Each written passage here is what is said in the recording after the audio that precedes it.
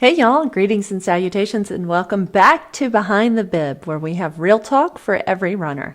I'm Lisa Watkins, your host, and I am delighted to be here with you this afternoon, this evening, this morning, this middle of the night, however you are listening to me right now. To those of you who have liked, followed, commented, did all of the things, thank you so very much. Each and every interaction helps me reach more people, more runners like you and me, possibly who are thinking about signing up for their first 5K or even their first full marathon. So please and thank you to those of you who have already done it, and thank you to those of you who may be going to do it right now.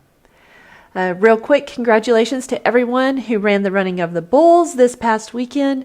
Josh's times, I think Josh came in first on that one. Josh Cornett, he must have the wings of angels or demons under his feet for that, because it was just incredible. If you did not run a 16-minute 5K and maybe you ran a 16-minute mile, congratulations to you as well. It is just as hard to show up for a 5K in the middle of August in Huntsville, Alabama.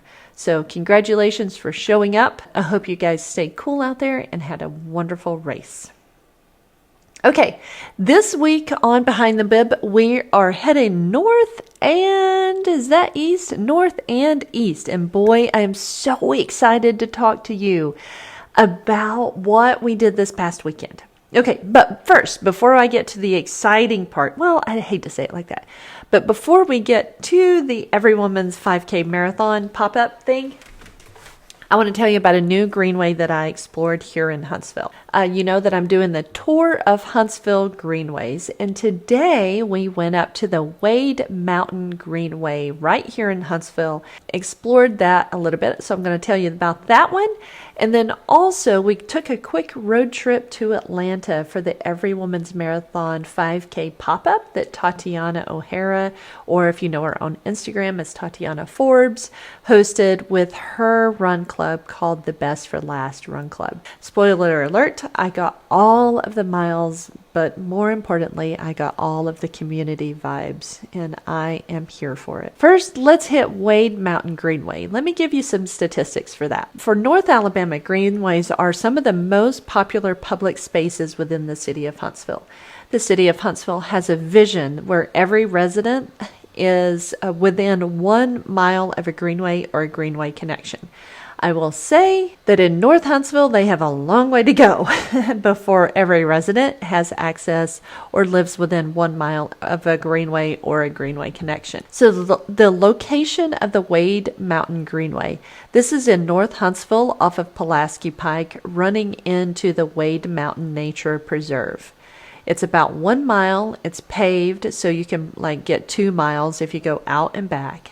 And the 1 mile essentially dead ends into Wade Mountain Greenway Trail, which goes up Wade Mountain for another third of a mile or so. If you are a trail runner and you like really good technical trails with plenty of elevation in them, this is probably a pretty good greenway into a trail system for you. If you're looking for a long, flat greenway to do your super long runs on, probably not the one for you. It's just a mile. It's there and back, and that's it. Nearby destinations, of course, you've got the Wade Mountain Nature Preserve, the Pulaski Pike Community, and the North Huntsville neighborhoods. And that's about it. And the Toyota manufacturing plant is also very close by. So if you happen to work there and you're looking for a lunchtime walk or before work or after work, this is probably a nice little greenway for you. Now, parking, they had little bitty tiny parking lot. Like little bitty tiny. And maybe like 15-ish. I don't even know if there was that. You could get that many cars. Maybe 10 cars in there. Little bitty tiny parking lot. And it was under these giant power lines. And I've got a story to tell about that. But anyway, little bitty tiny parking lot. And the surface of the greenway, again, paved out and back. This greenway is not as wide as either Indian Creek or Bradford Creek, the one that you heard about on the previous episode. So if you're running like 3 abreast or something like that, you're taking up the whole thing. You're going to have to run 2 at the very most or single file because it is not a very wide greenway. The other greenways are much wider than this one. So it does feel like it's a little bit more tucked in and cozy. The pros for this greenway, it is quiet. It is less crowded than Indian Creek or Bradford Creek both. I mean, we saw a few people out there on a Sunday afternoon, but it is less crowded, and it is a drive. You have to like drive out there to this. You have to be going to look for Wade Mountain Greenway. Otherwise, you are not going to just happen upon it, okay? It does, another pro is that it connects into all of those hiking trails back there. So if you're a big hiker and you're wanting to do all of this, that's fantastic, and you have access to all of that. A little bit more technical trails too, so just heads up. These are not like North Plateau Loop on Montesano trails. They're much more technical than that. Some cons about the Greenway, though, it's super short. It's a mile there and it's a mile back. And if you're just looking for a Sunday stroll or something to get in before work or after work, this is great. Not much shade at first, but then about halfway in, you start to get into more shade. We went around, I guess it's like 1 o'clock today.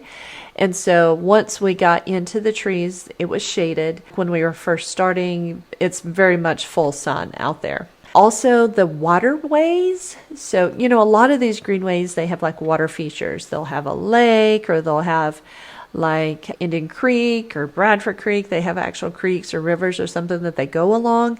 This one didn't have any of that. It just had like this little pond that was set back in the woods, and it looked super gatory, like super mosquito convention gatory. So probably would not take advantage of that. Just know that it's over there.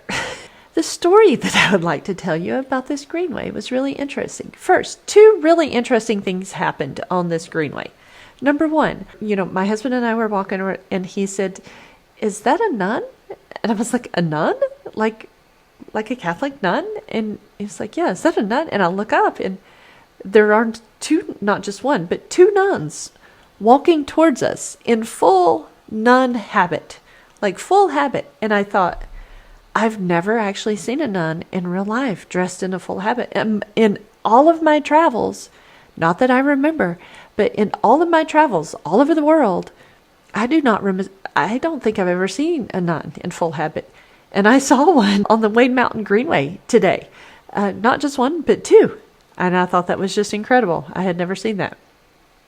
Interesting story number 2.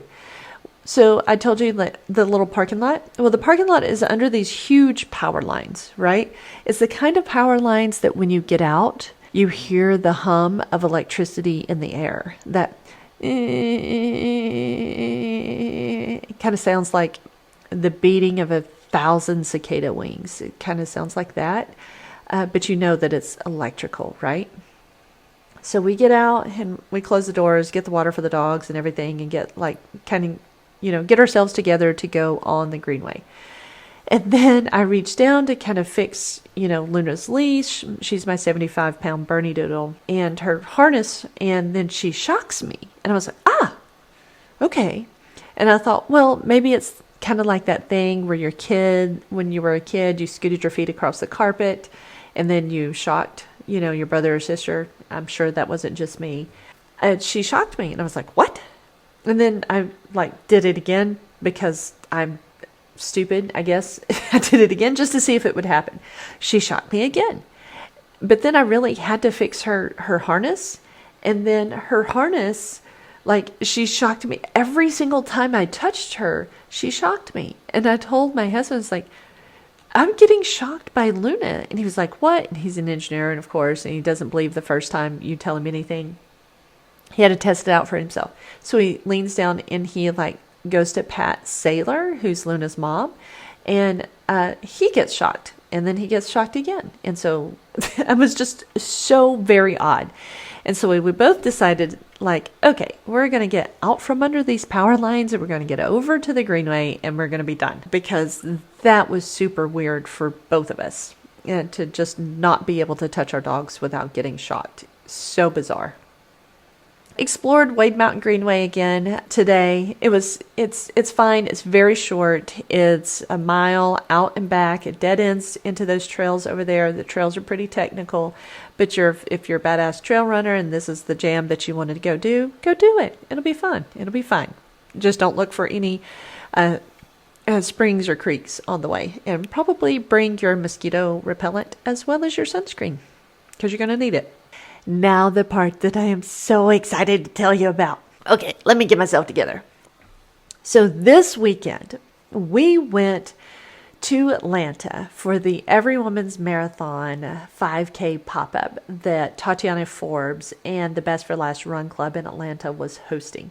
And let me tell you how wonderful it was. That was just, it was the most amazing weekend. Tatiana does an amazing job with this run club and did an amazing job with this run on Saturday morning. So, few details. So we obviously were training for the marathon, and we had to get in 9.5 miles on Saturday morning. And so we thought, well, we're staying, kind of midtown, and the start of the run was at Ponce City Market, which is there off of the Beltline in Atlanta. And so we thought, well, we can run the 2 miles there, do the 3.1 with the group, and then run another few miles through Piedmont Park and get our 9.5 long run in. Well, we hit 10th Street going out. Oh, let me back up just a second. And if any of you have an idea of how to fix this, every single time I go out of town for a race like this, I would like to know how I would actually do if I got more than 3 hours of sleep the night before a race, because I have yet to have more than 3 hours of sleep the night before a race. And this was no different. So Friday night, I go to bed, finally fall asleep at maybe 3 o'clock in the morning. That was after taking a sleep pill and a melatonin. This is how bad it is. So, and then we had to get up at 6 o'clock the next morning to be sure to make the start time of the event. And so, because of course we're not Ubering there, we're running there, right? So that takes a minute. So we get up the next morning. I had 3 hours of sleep. It's fine. I'm just so excited to go on the run anyway that it was fine. We hit 10th Street and we take that down it dumps you out at the Beltline. And then we just run the Beltline into Ponce City Market, which was, by the way, the Atlanta Beltline is the bomb. It is fantastic. So we got there early that morning. We were probably on the Beltline by 6:30. No. By 7:15 at the latest ish, around 7:15, I bet. And just runners and runners and runners and runners, just tons of runners, slow runners, fast runners, runners like us that are doing intervals, all kinds of runners, all kinds of differently abled runners too. So obviously the runner mecca there in Atlanta, and the Beltline is wonderful. Which, by the way, if you haven't done the Beltline yet, this is a great, I'm going to call it for lack of a better term, it's a great greenway in Atlanta. It's like 22 miles. It connects 45 different neighborhoods in Atlanta. It has all these little shops and like pop-up art along the way. And it has these tremendous, I don't want to call it like the bridge overpasses. It was wonderful. I loved the Beltline. And all of the coffee shops. Oh my God. I wish I could stop. I wish I could have stopped at each of the coffee shops that were along the path. I'd probably be up for 16 days, but it would be worth it, right? I just love coffee shops. And they had plenty of them along there. So anyway, I digress. But the Beltline was amazing. I love it. I'm going to do it again. So we get there. We've done our 2 miles. We check in. And this was so funny.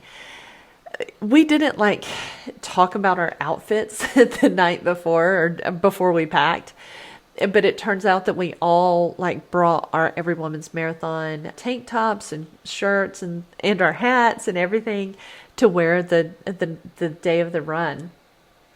And we're walking up, and I had already posted a reel on TikTok that can't wait to see Tatiana. These girls from Huntsville, Alabama are coming to do your run. And we're walking up and we're some of the first runners there. And she's like, I suffer so tremendously from imposter syndrome. And so I'm always like very unsure about talking to people that have, this much influence in the running world and things like that. So I walk up, I'm feeling a little bit shy, a little bit unsure of myself. I'm like, hi, I'm Lisa. And, we're from Alabama.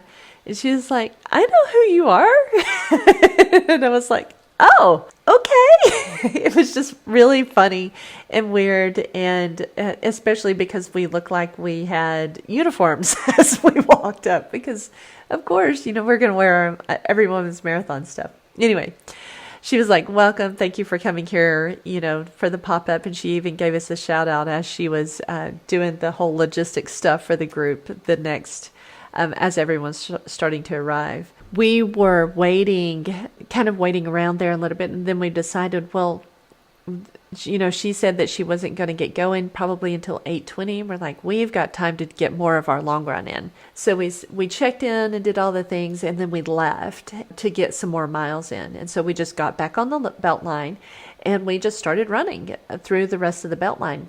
And then if you remember the episode where I talk about the half marathon that shall not be named again, the half marathon from hell, we had gone to the belt line to get Jenny's ice cream after it. And we ran the same place. So we were running, except this time there was nobody on the belt line except other runners at this point. And so we ran another few miles, and then we ran back. And by the time we got back to where the start line was going to be, more runners had showed up. And this was what was fantastic. So Tatiana has done an amazing job with her run club in Atlanta. And let me tell you how it was amazing. So first of all, she had pacers for every group. Now, Atlanta has a ton of run clubs. And she didn't just want to do another run club. She wanted to do a run club that was specifically geared towards women and towards women who identified as maybe not the fastest runners. So her pace group started at 10 minutes, and then she did every minute after that up to 15 minutes. So she had a 10-minute pace group, an 11-minute pace group, a 12-minute pace group, a 13-minute pace, on until 15 minutes. And then as she was standing up there and she was telling all of the women that had showed up, is all women's run club, as she was standing out there telling about, the different pace groups, and she's talking about her own personal story, about how she had not run a marathon yet, how she started running after her child was born, how she was a slower runner, how she was dropped from runs, how she had this not so great and supportive experience, which so many of us can relate to. And she just made everyone feel so welcome and so supported and so connected. And she asked for volunteers to pace each of the pace group from 10 minutes all the way to 15 minutes. And then even the 15-minute milers, they were saying, she said, if you haven't run yet, I encourage you to just try to run with our 15-minute milers. We're going to challenge ourselves today, and we're going to run for a minute, and then we're going to walk for 30 seconds, and then run for another minute, and then walk for 30 seconds, and do the intervals, right? And then our average pace is going to be a 15-minute mile pace. And here's the magic, right? Because afterwards, I talked to a lady that had done that with the 15-minute mile pace group. And this is what is so incredible about running. Because the woman that she was before she did that and the woman that she came back at was two different women. Just the way she carried herself, the way that she spoke, the way that she talked, you could see the confidence building within her. And she was telling me, she's like, I didn't think I could do that. I thought that I was just going to go out there and walk today, but then I thought, you know what? I'm going to challenge myself, and I'm going to see what I can do. I'm just going to see. And she stayed with the 15-minute mile pace group, and then her whole world, her whole running world opened up. And she was like, wow, this might really be a thing for me. And it was just incredible. The community that Tatiana is building is not only welcoming for every pace, but it's welcoming for every ability, from the 10-minute milers to the 15-minute milers. She was amazing. She had the pacers that were starting. And then not only did she have the logistics like down, which is one thing, but her spirit was showing up for everyone that was there. And then her spirit was contagious because we all did a warm-up together, we stayed together, and she said, no runner will be left behind, and she meant it. Because as each group was coming in, the 13-minute girls, the 14-minute girls, the 15-minute girls, the whole group was cheering for those that were finishing, all the way to the very end, to those very last two walkers that came in. Every single one, every last one, we were cheering for them. When you have a leader like this that is showing up for the different groups. Because if you are like me and you have been dropped by runs, or you have crossed the finish line and they have taken the finish line down, or they are taking the finish line down, or they have ran out of medals, or they have ran out of necklaces, or everyone has left. There's so much that goes in to the training and to the challenge for you to show up, and it's just so disheartening, and I don't want anyone to go through that. And that's one of the major reasons why I started Behind the Bib, is to give that perspective, not only to you listeners out there that are thinking about doing these races, thinking about signing up for them, but also to you race directors. This is hard. Everyone is showing up for themselves, and I encourage you to listen, right? And Tatiana has done a fantastic job getting out there cheering for every first runner and all the way down to every last runner. Every runner felt supported. Now, also, they had some really cool giveaways, which I did not expect. We were just there for the pop-up. So they gave away 3 bibs. And she even told them, hey, if you know that you're not going to be able to sign up, if you know that you're not going to be able to do the travel, because it was just a bib, right? And this is in Scottsdale, Arizona. But you have to get yourself there and feed yourself and lodge yourself while you're there and all the things. So if you know you're not going to be able to do that, let the next person have an opportunity. But they gave away 3 Every Woman's Marathon bibs, and then those 3 women, it's going to be their first marathon, right? And let me tell you, Tatiana was talking about this as she was going over the logistics for the whole group. She was like, a marathon is very scary, and it's not scary because of the distance. It's scary because of the commitment that I had to make to myself, and the consistency with which I had to keep showing up for myself all the way from the time I decided to do it until the race day, right? I had to show up consistently for myself. And if she's like me, or if any of you are like me, I will make a commitment to somebody else, and I will show up 1,000% of the time. But making that same commitment to myself, to show up consistently for myself, that was so incredibly hard. And let me tell you, that is what is life-changing about the marathon, about the half marathon, because you have to show up so consistently every day. You have to show up for yourself, not for anybody else. And it's really hard for some of us to do that. And that is what is life-changing about it. Is because now I show up consistently. Now I make that commitment to myself, and I show up throughout it, because race day is going to come. Regardless of what you do between now and then, race day is coming. As long as you keep waking up in the morning, race day is going to keep coming, no matter what you do with the time. You have to show up for yourself consistently, and you have to make that commitment to yourself. So Tatiana was incredible. She was so vulnerable talking to these women. She related on such a personal level talking to this incredible group. And congratulations, by the way, Tatiana, on reaching 100 runners. She said that this year she had a goal of reaching 100 runners in one of her runs. and she did that. Congratulations.